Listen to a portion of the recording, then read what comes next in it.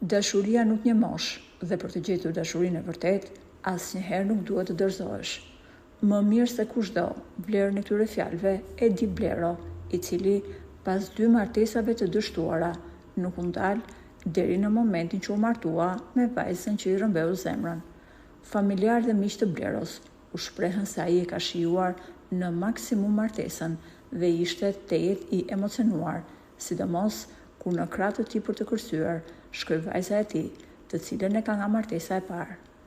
Fotot e këngëtarit me Nusën u bën menjëherë virale në rrjetet sociale.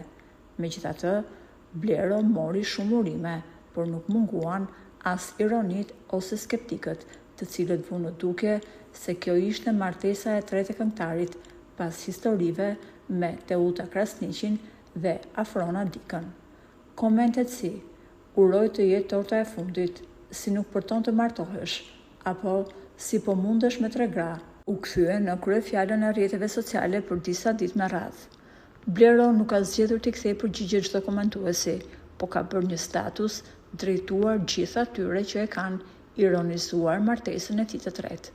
Ai ka postuar një foto ku duket i lumtur teksa kërcen dhe ka shkruar: gëzuar për dashurinë.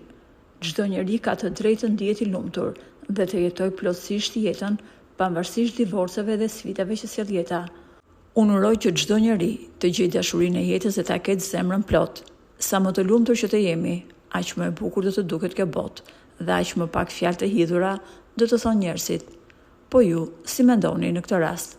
A duhet gjykuar Blero se u martua në moshën 47 vjeçare, apo mbështesni faktin që dashuria nuk ka moshë? Për më shumë, mund të lini mendimin tuaj tek komentet poshtë videos.